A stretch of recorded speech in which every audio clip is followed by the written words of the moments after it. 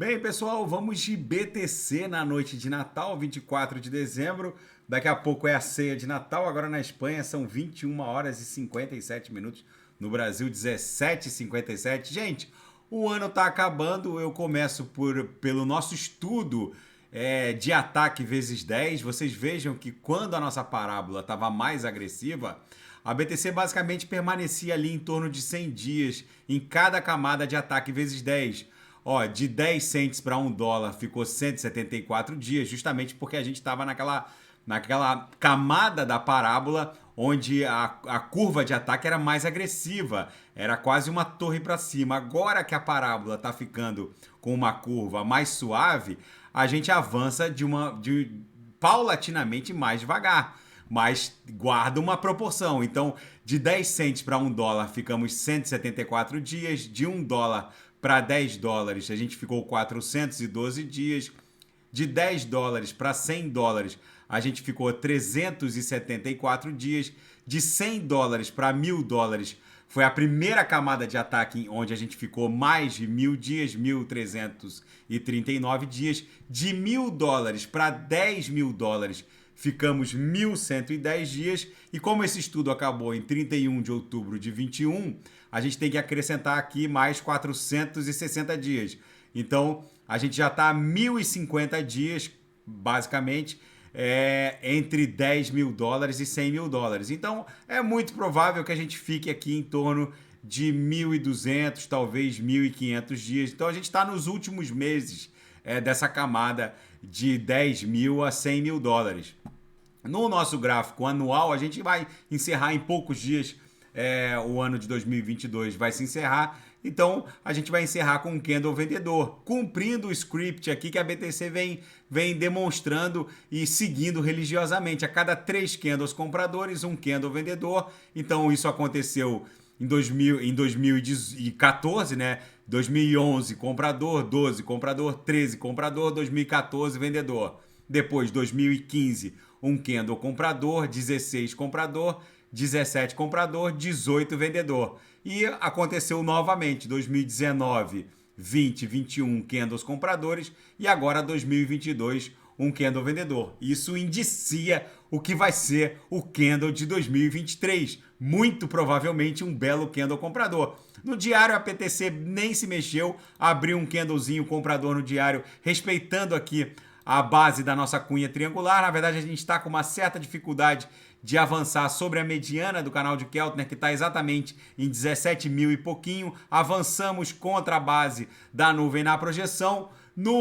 Na nossa banda de VWAP mensal, a gente está com aquele belíssimo engolfamento. Essa banda de VWAP mensal vai se encerrar de forma espetacular, vamos colocar assim, porque está fortemente engolfada pela banda do mês 11, repetindo aquele padrão que levou a BTC para o all-time high, para a máxima histórica em 69 mil. O belo engolfamento que a banda do mês 5 de 21 promoveu sobre a banda do mês 6 acabou encerrando esse ímpeto vendedor e levando a BTC para o all-time high, para a máxima histórica. É muito provável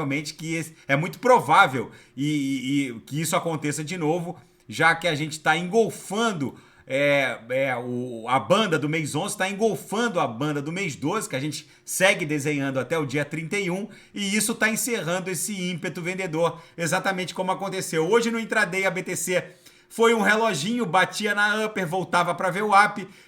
Basicamente ela ficou transitando pela banda superior. Agora os assinantes da sala de sinais têm acesso ao copy trading, onde de forma automática são replicadas as transações que eu faço na minha conta para a conta dos assinantes. Então foi um dia muito previsível, batia na upper, voltava para VWAP.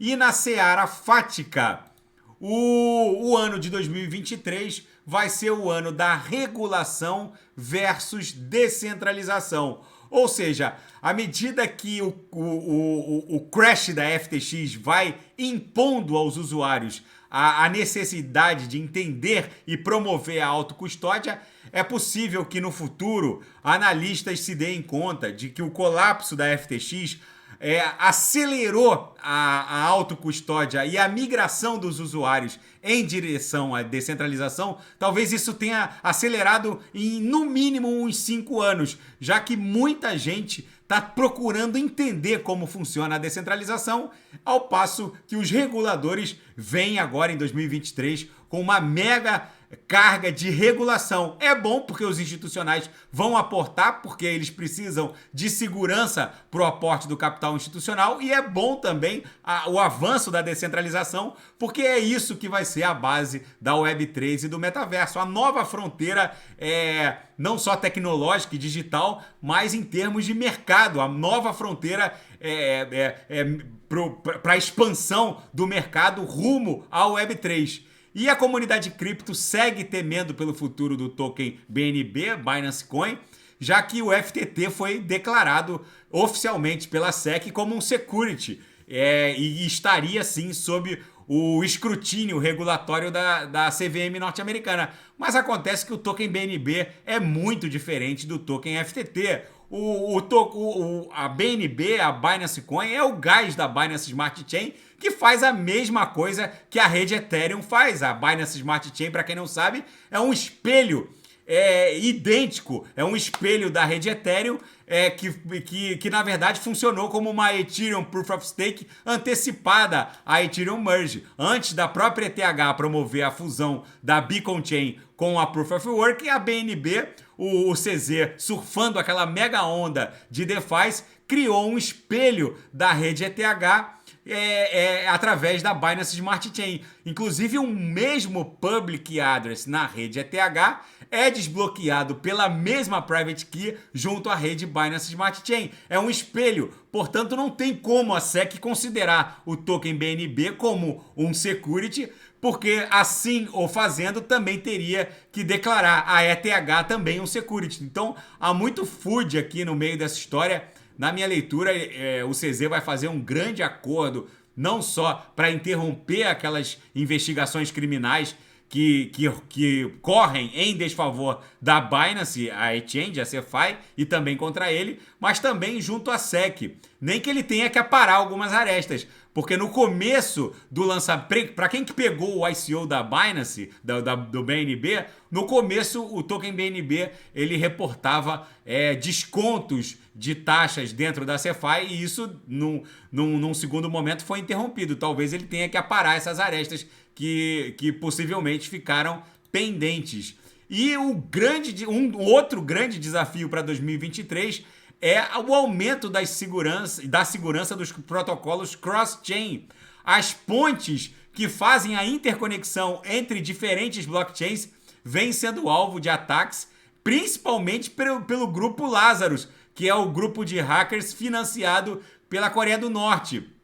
E agora, na seara geopolítica, as últimas notícias da Ucrânia, agora, véspera de Natal, um ataque russo em Kherson deixou 10 mortos na véspera de Natal, marcando os 10 meses de invasão da Ucrânia pela Rússia. Tropas do Kremlin mataram 10 e feriram dezenas de pessoas na cidade de Kherson.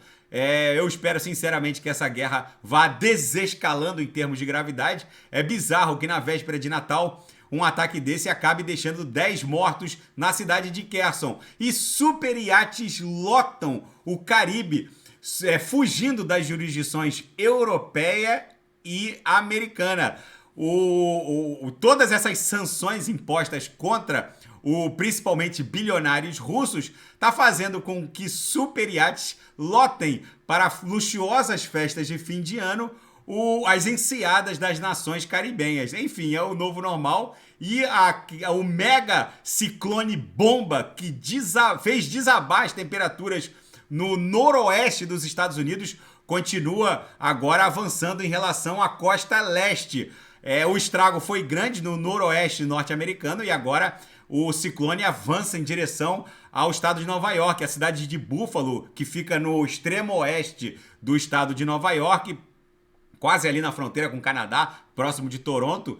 Eu já estive lá. Agora está com as temperaturas próximas de menos 40. Dá para ver a bizarrice em que se transformou essa tempestade. Gente, a BTC segue acumulando Tá formando aqui um triângulo aqui tentando superar a mediana do canal de Keltner. Se a gente passar 17 mil, a próxima parada seria a base da nuvem na projeção, que se confunde com a extensão da aresta superior dessa cunha na altura de 17.500, 17.600. É para lá que a gente deve ir. Tá bom, pessoal? Um Feliz Natal a todos. Se nada fugir do script, eu volto amanhã. Um grande abraço e fiquem com Deus. Tchau, tchau.